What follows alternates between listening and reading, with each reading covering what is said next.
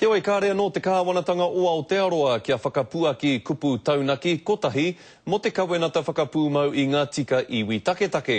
Nā ko Tere Harrison tētahi kua roa nei e whakatairanga ana i te kawenata nei i Wainganui i ngā pā harakeke o Aotearoa. Nō reira me whakawhiti atu tātou ki te kōrero kia aia tēnā rā koe Tere.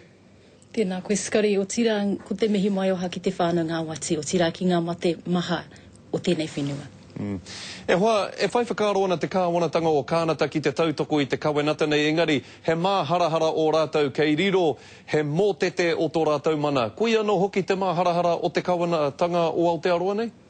Rawa Skari. Kei riro tō rātou mana kia mātou ngā iwi taketake o tēnei whenua. Kei raru rātou i tō mātou rangatiratanga. Koia te mā harahara nui, koia te take kārea no ngā kāwanatanga kia hainatia i tēnei kawenata. Kua tahuri ahi tareiria ki te tautoko i te kawenata e whai whakaro ana kānata i aia nei, me whakamā a Aotearoa kei muri kē tātou e whai pī hau ana? Ai, me whakamā kātika, me patua tēnei kāwanatanga e te whakamā, kua tautokotia e ngā kāwanatanga nui o te ao, engari kei tō muri mātou o New Tirene. E hari te mea kei te herea ngā kāwanatanga ki tēnei kawenata, nō reira, ki te tautoko hia e tō tātou kāwanatanga te kawenata nei, he hanga pāinga ka puta ki a tātou o te iwi Māori? Tuatahi kua whai mana. Ko whai mana ngā iwi taketake i tēnei taumata mananui o te ao. Ka rangatira ngā iwi taketake. Aha kua Māori, aha kua nohia.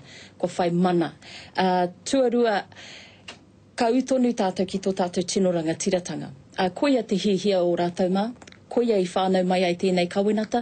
Kia utonu tātou ki tō tātou tino rangatiratanga. Tuatu i tērā, ka whai tātou i ngā hua o te ao ohaoha, o te ao pakehi, o ngā mahi tūhonohono o ngā iwi o te ao. Kia o whakaro, kia o whakapono rānei tērā te wā ka tahuria John Key me tōna kāwanatanga ki te tautoko i tēnei kawenata?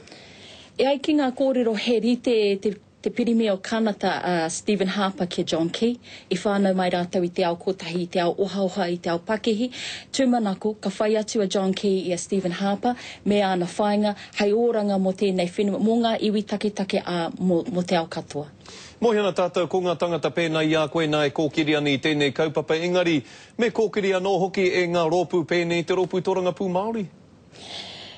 Well, no mai anō kua puta tēnei kōrero i te Pāti Māori, engari ki te tiro ko hoki whakamuri tēnei kōrero, kei reira pia e te atu kaupapa nui pērā i te pire taku tai moana, te taupōti a te rātou, ka are pia ngā take Māori e whai reo i ngā kaupapa tōranga pū o tēnei whenua, nō reira me whai tātou i tēnei kaupapa, i ngā kaupapa nui o ngai tāua i tēnei tautonu.